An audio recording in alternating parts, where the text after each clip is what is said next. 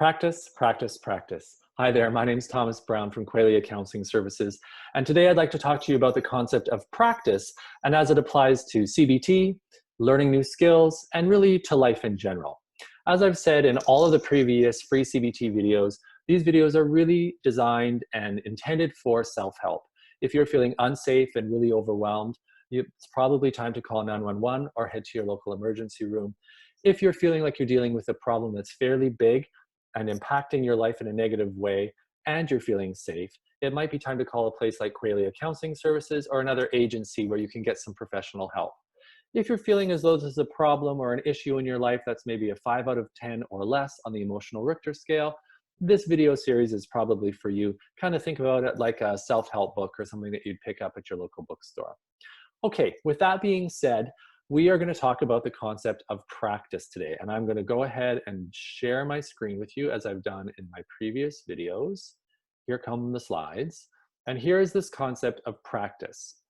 And I'm really curious for you to kind of talk about what comes to mind when you think about the term practice. And this is kind of a notice, challenge, change thing here, right? Because the first thing that comes to your mind is something that we need to notice. So for me, I've got this piano. This actually looks like a lot like the piano I grew up playing, actually a little bit nicer. When I think about practice, I think about piano lessons. I grew up playing piano and I studied piano for a long time, and I remember having to practice a lot and have my parents make me practice a lot, and sitting at the piano and being made to practice and not loving it too much. Sorry, Mom and Dad. I grew to love the piano, but that's sort of what comes to mind when I think about practicing. And another thing that comes to mind when I think about practicing is this phrase that I don't love: practice makes perfect. And I don't love this phrase because in my life, at least, and in my work, I really don't believe in the concept of perfection. And so I don't like the idea that we're trying to practice to get to perfect. I like the phrase much better when it's phrased like this: practice makes progress.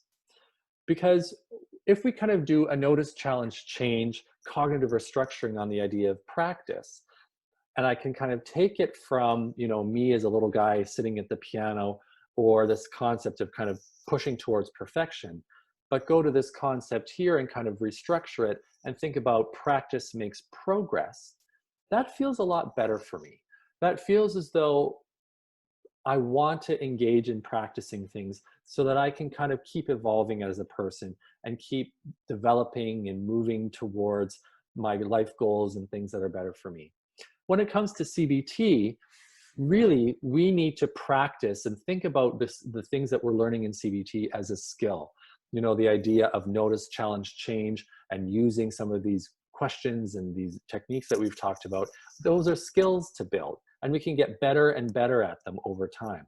Noticing our behaviors, those are things that we need to practice. And trying new behaviors and practicing new behaviors will help us get better and better and better. So this is a concept that really applies to CBT, and it also applies to lots of other areas in life. And I'm really inviting you to kind of, maybe join me in this way of thinking about practicing as a way of kind of being in life. Maybe we practice life just like we practice our CBT skills and we practice the art of cooking and that we practice other things in our life. This idea of practice makes progress also for me is really important because it allows me, and I think it allows all of us, to let go of perfection. We're not practicing to get perfect for some big performance. Life isn't got some big show at the end that we have to be ready for. Life is a process. And if we go and practice the process or practice practicing, then that kind of lets go of perfection and we can kind of, I think, be a little bit more relaxed in our approach. I've kind of already alluded to this, but it's an ongoing, evolving, and a process. So there's no need to get all hung up on an endpoint or I've got to get there by now. We're on a journey. We're in this process of life, in the journey of practicing balanced thinking or changing a behavior or doing something different. And so we practice that, and we're allowing ourselves to sort of evolve and take the pressure off a little bit.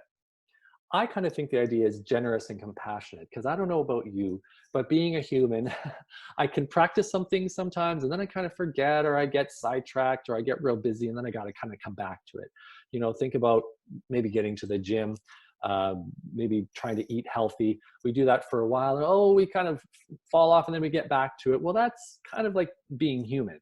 And so if we consider it a practice, we don't have to always be doing this because we have to get perfect, but we can practice it and we can be compassionate with ourselves and allow ourselves a little bit of wiggle room so that we can continually come back to this notion of practicing.